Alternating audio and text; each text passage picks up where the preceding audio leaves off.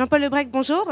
Bonjour. Vous êtes le directeur général adjoint de Serre France. Serre France est le premier réseau associatif en France de conseil en expertise comptable.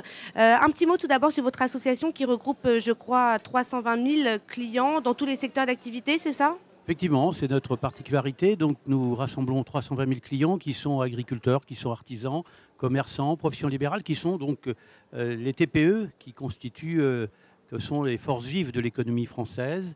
Et notre différenciation, vous l'avez souligné, c'est le conseil. C'est-à-dire que nous considérons effectivement que pour accompagner ces entreprises, il faut avant tout passer par l'étape conseil et ensuite expertise comptable.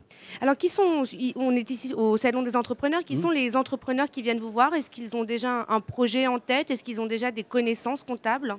Oui, la grande évolution de ces dernières années, c'est effectivement la génération web, la génération Y. On en a beaucoup parlé pour les collaborateurs, mais maintenant, eh bien, effectivement, les porteurs de projets que nous recevons sont de cette génération, ce qui veut dire effectivement qu'ils ont déjà fait tout un parcours avant de venir nous rencontrer et qu'ils sont à la recherche de solutions sur le web, donc, que nous préparons actuellement, avec entre autres une solution qui sera une solution low cost pour la partie comptabilité et de façon à pouvoir les accompagner beaucoup plus en termes de conseils.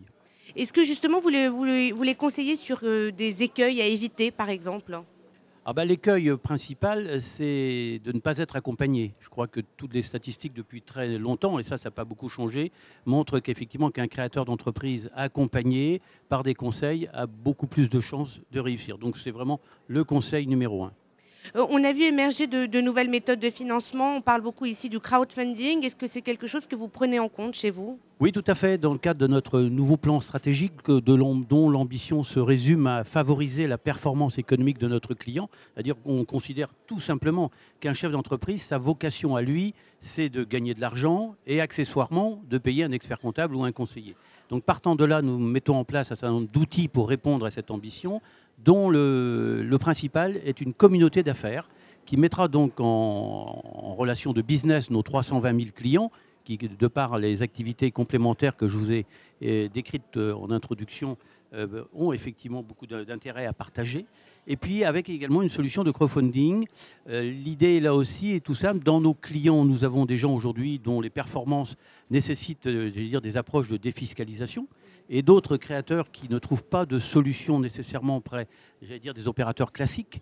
Et donc l'idée, c'est d'aider auprès des banques et d'autres institutions. Et donc l'idée, effectivement, étant de mettre en relation ces gens-là, et donc de croiser leurs intérêts, et tout cela à un niveau, territorial, pour répondre également à notre ambition qui est de servir le développement économique des territoires. Est-ce que vous pensez que le crowdfunding est fait pour tout le monde? Est-ce que vous le conseilleriez à tous les porteurs de projets?